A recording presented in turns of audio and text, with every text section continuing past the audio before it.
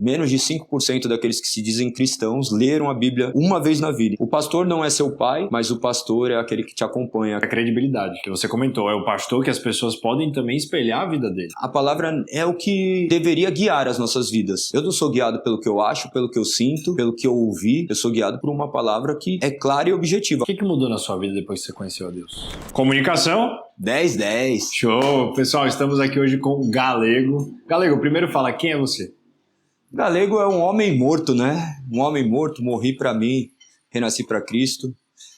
Um homem que foi impactado pela palavra de Deus, que agora que as coisas começam a fazer sentido. Amém. Resumidamente é isso, o que eu fiz, o que eu faço. E para onde você vai? Se não glorificar a Deus, de nada vale. Então, é muito difícil falar de si mesmo porque, embora muitas coisas possam ser relevantes para outros, quando você entende o verdadeiro significado do Evangelho, as coisas começam a perder sentido. Olha só. O que perdeu sentido para você depois disso? Muitas coisas, né? Muitas coisas, as conquistas pessoais, os meus sonhos como ser mudaram completamente, tomaram um rumo completamente diferente. Muitas coisas não glorificavam a Deus e não faziam sentido fazer parte da minha vida mais. Mas dá um exemplo pra gente.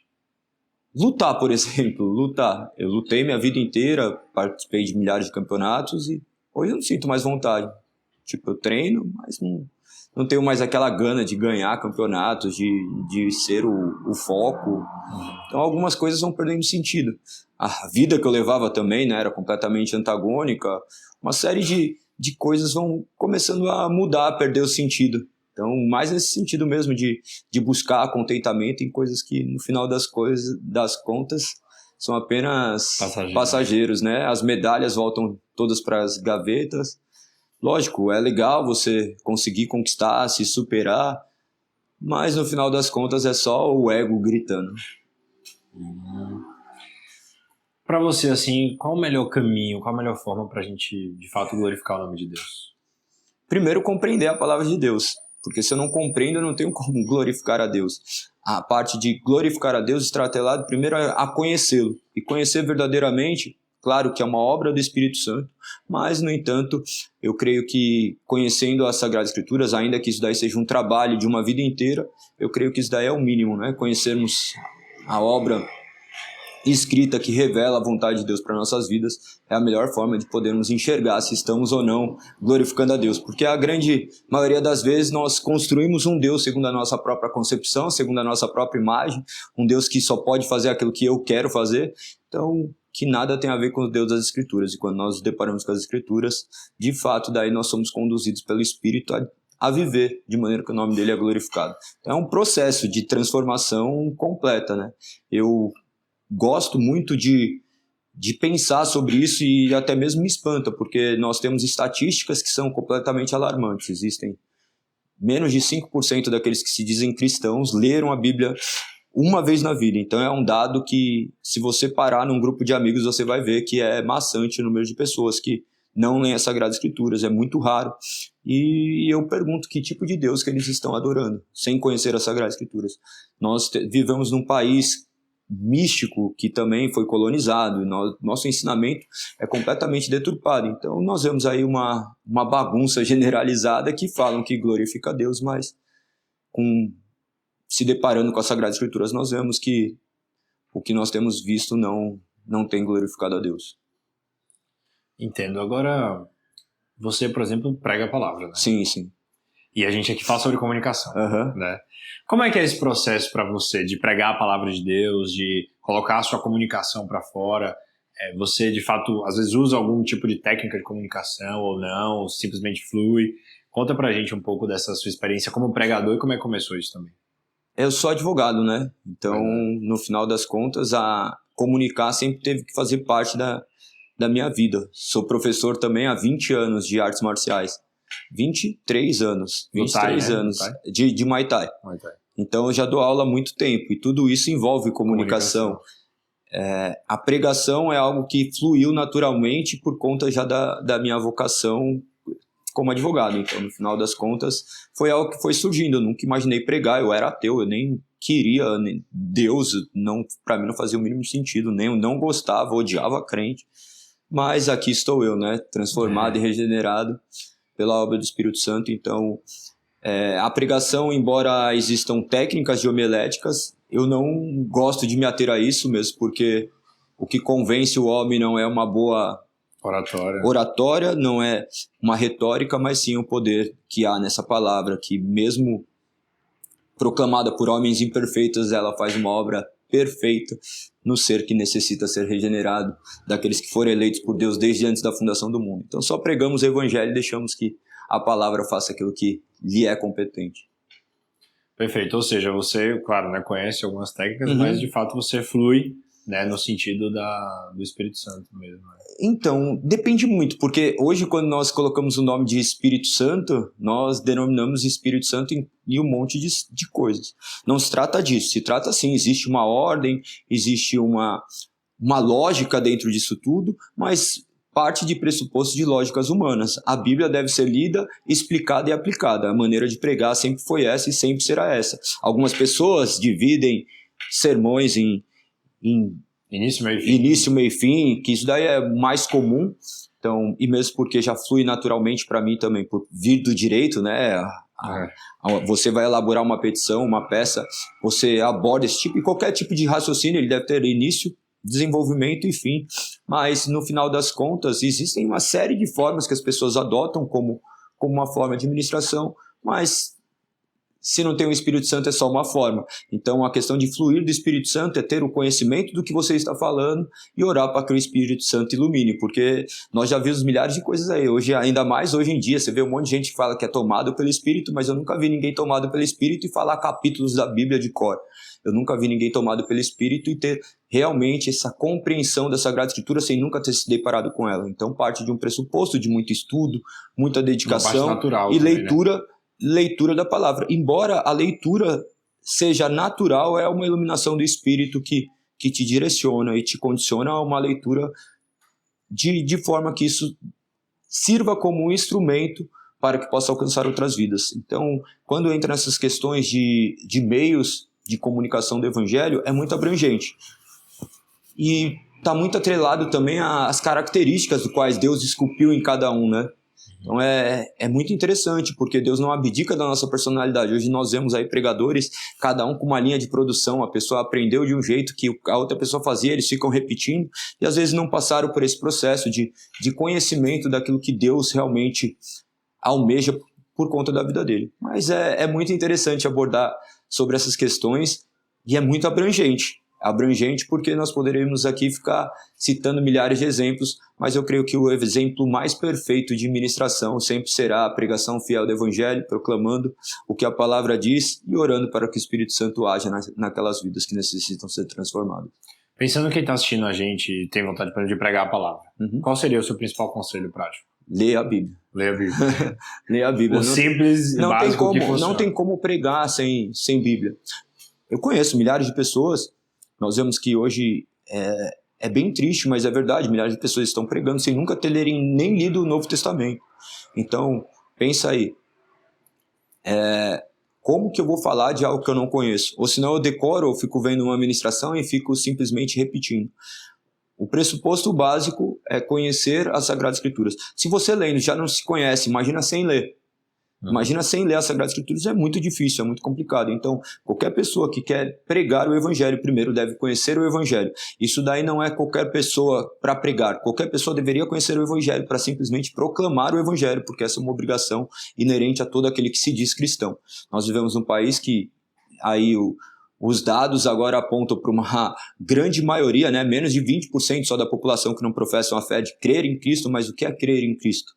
Quem é esse Cristo amplo, que crê? É muito amplo, então eu gosto do caminho seguro das Sagradas Escrituras, mesmo porque eu não confio em mim, eu confio única e exclusivamente nas Sagradas Escrituras, deposito a minha vida ali, creio que aquelas palavras são verdades e me mantenho em pé e me direcionam a um caminho correto. Então eu sempre aconselho, leia as Sagradas Escrituras para que o Espírito Santo te use no momento oportuno para que você proclame o Evangelho. O problema é que nós criamos também aquele conceito de pregar o Evangelho para multidões, o que é um privilégio de poucos, e então que Deus use onde tiver, porque o que é muito e o que é pouco é relativo. Você pregou para 1.000 pessoas, o que é 1.000 pessoas dentro de uma cidade? O que é 1 milhão de pessoas dentro de uma cidade? O que é 10 milhões dentro de um país? Então, o que são 100 milhões de pessoas perto de 7 bilhões de habitantes? Então, no final das contas, nós somos insignificantes. Quem, de fato, deve brilhar e reluzir é o Espírito Santo, que o Espírito Santo possa capacitar mais pessoas, porque a própria palavra diz, né, que os campos estão brancos, faltam, no final das contas, trabalhadores. E eu creio que o Espírito há de iluminar. Nós vemos uma geração aí com muita informação, que tem acesso hoje. Hoje nós temos milhares de bíblias aí, você pega no celular, você vai ver trabalhos que vão trazer todos os contextos históricos, vão trazer uma série de traduções bem fidedignas ao original. Então, eu creio que coisas boas vão acontecer justamente porque Deus está no controle e essa palavra ninguém pode impedi-la de agir. Amém. Qual a principal passagem bíblica que te toca? Eu gosto de muitas, mas a que deu origem ao nome da igreja do qual eu pastoreio, que é Jó 31,14. O que direi quando Deus me confrontar, o que farei quando Ele me chamar para prestar contas. Essa passagem reflete muito assim na minha vida diária, porque eu sei que no final das contas eu devo viver para a honra e glória dele, porque eu fui comprado por um alto preço e a minha vida não pertence mais a mim. Então, isso é algo que me toca muito, me remete a pensar antes de agir, antes de falar, antes de tomar decisões, sabendo que um dia estarei ao lado daquele que me resgatou e prestarei contas, mas não no sentido de eu faço para ser aceito. Eu faço porque eu já sei quem me resgatou e de onde ele me tirou. Então é um entendimento bem diferente.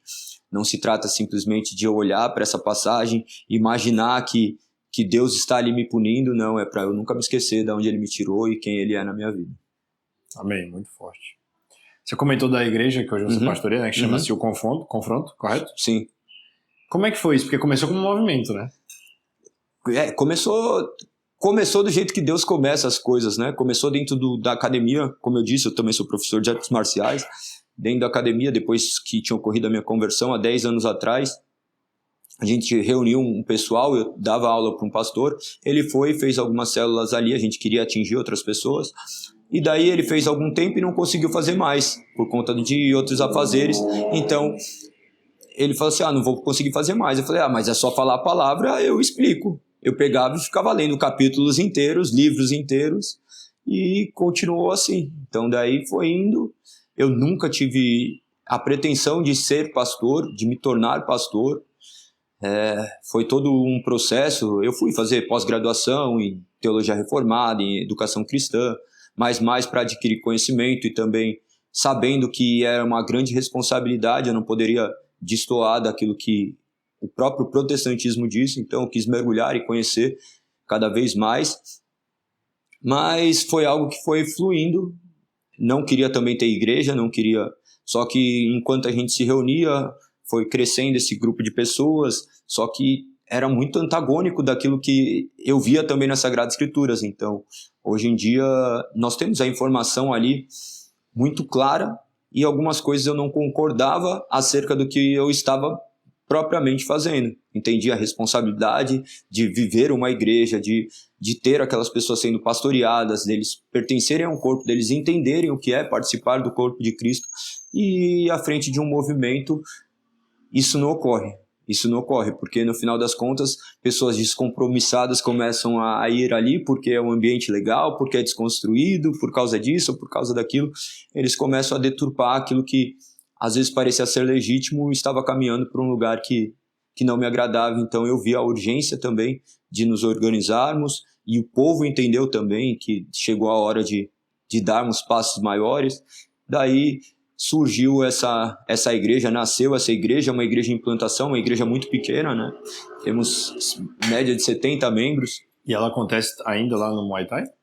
Não, não, agora tem um espaço próprio, né? Um espaço próprio ali na Vila Olímpia, na Avenida dos Bandeirantes, 1440, e também tem a entrada pela Rua Breja Alegre, acho que é 378. Então, virou um espaço, é uma igreja confissional, né? Nós adotamos as 3 formas de unidade, Confissão Belga, Catecismo de Heidelberg e o Sínodo de Dort. Então é um segmento protestante que privilegia justamente a soberania de Deus mediante o uso somente das Sagradas Escrituras, utilizando a Bíblia como nossa única regra de fé e prática, utilizando essas confissões justamente para poder direcionar toda aquela comunidade. Creemos muito nessa questão de sacerdócio universal, onde as pessoas deverão assumir suas responsabilidades pelas suas casas, aqueles homens serem de fato sacerdotes de seus lares. Então é algo bem antagônico frente àquilo que eu tinha visto e que para mim não fazia mais sentido. Então é uma vertente que volta para a origem. Uhum. É mais ou menos isso. Ou seja, volta para a origem. Volta para a origem, porque devido à modernidade muitas coisas aconteceram e a questão não é ser crítico frente àquilo que acontece, mas é um fato. Nós temos visto mais entretenimento do que de fato palavra sendo pregada, mas nós temos visto mais performance do que de fato agir do Espírito Santo. Então eu tenho muito temor quanto a isso. Quem quiser fazer, que faça. Quem não pode errar, no final das contas, sou eu. Então, eu tenho ido muito no direcionamento daquilo que as Sagradas Escrituras dizem. Se eu tiver errado, eu peço para que Deus me corrija e para que eu possa também escutar pessoas sábias que venham e me apontem o caminho correto caso eu esteja. Nós temos muitas pessoas próximas também que têm nos auxiliado nessa caminhada. E é muito triste ver o caminho que a igreja está tomando, embora aparenta ser um tempo muito bom. Historicamente, você vai ver em outros países as coisas que aconteceram e nós podemos trilhar esse caminho de maneira diferente para não cair nas mesmas questões. Nós temos relativizado justamente a palavra tem ficado como segundo plano, quando na verdade ela é o alicerce. Se ela não sustenta uma igreja, a igreja está de fato morta.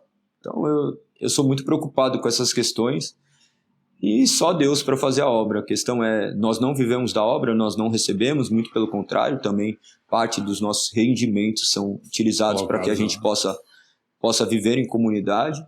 É uma igreja que necessita muito de recursos, porque ela também não pode depender de apenas algumas pessoas, mas é uma igreja também bem carente ainda, mas que muitas pessoas se achegaram ali, algumas famílias. Nós temos relatos de transformações fantásticos do agir de Deus mesmo, convertendo pessoas que estavam vivendo vidas que envergonhavam o nome de Deus, que não conheciam a Deus, e agora homens ali sendo forjados para a honra e glória dele. Então, tem sido maravilhoso, tem sido um tempo muito maravilhoso e desafiador, e eu fico questionando muitas coisas ainda, porque foge completamente dos meus planos, mas quando a gente vê que o que tem acontecido, como essas vidas têm vivido, a gente vê que no final é Deus agindo.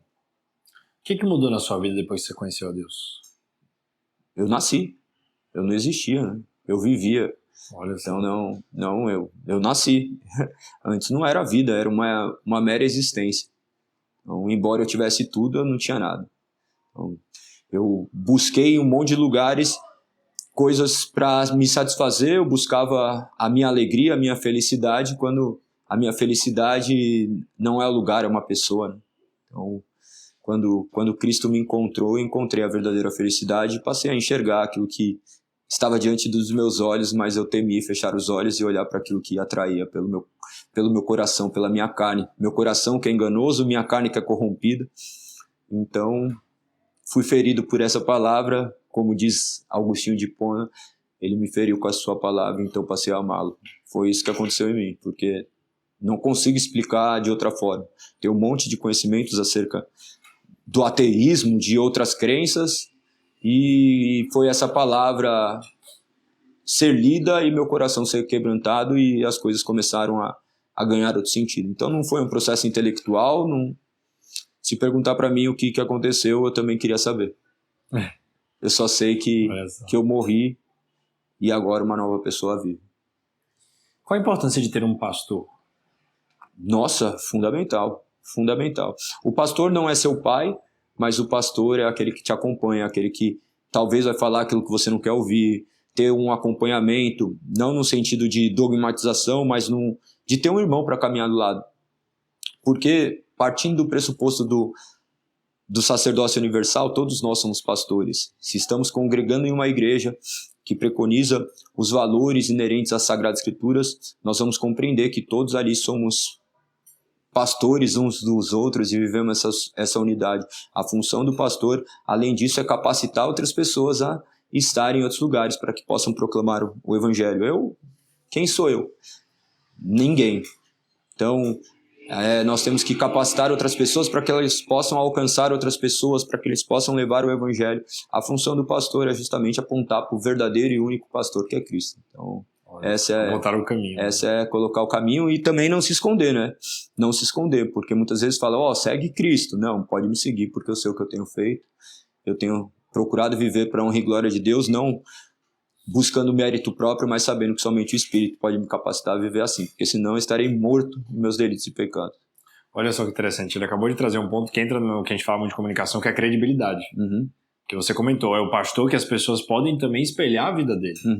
Não é? Claro que ele tem as lutas, como todas as pessoas. Não, isso daí é muito importante dizer, né? As pessoas imaginam, um ser angelical. Não tem nada disso. As guerras são reais, as lutas são reais, e a vida inteira estará assim.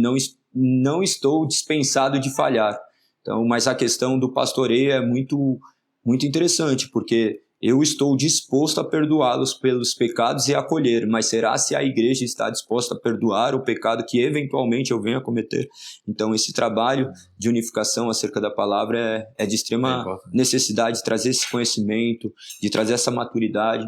É um processo. É um processo que somente mediante a unidade da igreja poderemos viver. Então é muito importante viver essa unidade da igreja, ser pastoreado, entender do que se trata o pastoreio. Se permitir, né? Se permitir. É o agir do Espírito, né? Porque na hora que você vê, você está completamente entregue. Então é uma obra sobrenatural, mas é importante ser direcionado a isso e ter esse pastoreio saudável também, porque hoje também nós temos visto uma série de questões que deturpam muito o cristianismo. Mas nada aconteceu fora da soberania de Deus. Então, é questão que devemos apontar para o caminho certo, o errado deixa que mais cedo ou mais tarde as pessoas se deparam com essa realidade. Perfeito, exatamente. De fato, não a gente apontar erro, mas apontar o caminho.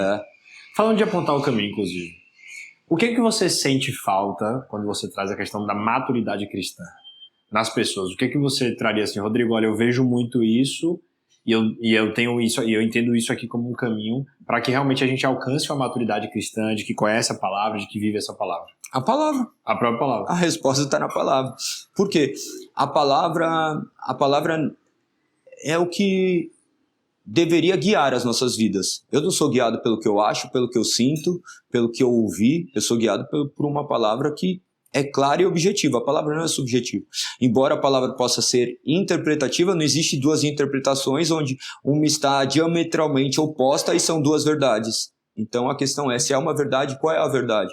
E buscar o conhecimento da verdade. João 8,32, conhecerão a verdade vos libertará. Então, nós temos que conhecer a verdade que emana das Sagradas Escrituras e orar para que o Senhor nos coloque de fato de joelhos e prostrado aos seus pés, verdadeiramente, não somente em corpo, mas em espírito.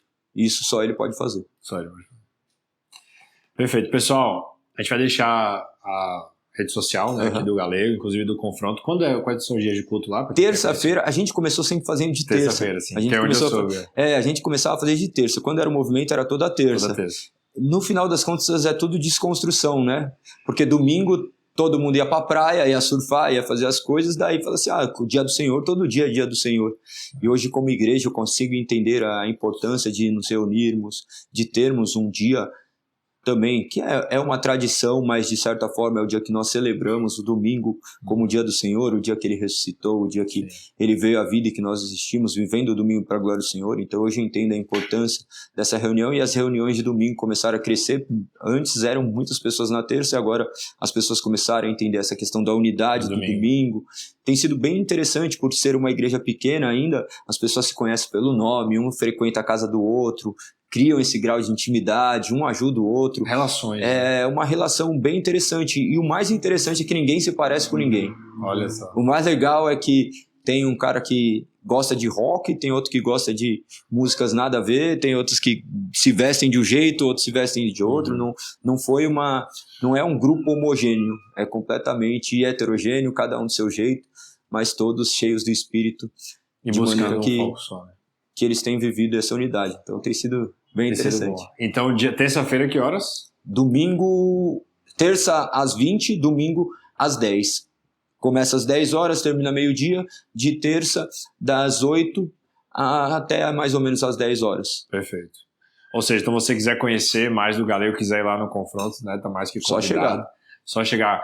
Galego, antes da gente encerrar, quero dizer que você tá bem elegante, hein? Ó, tá vendo? Aqui da Delhomme, o blazer da Delhomme. Tá Gostou? vendo? Gostei, ó. Show. Tô na elegância agora. Fazia tempo, como era advogado, sempre tava de terno, né? Agora Tá alinhado aí. eu tô alinhado.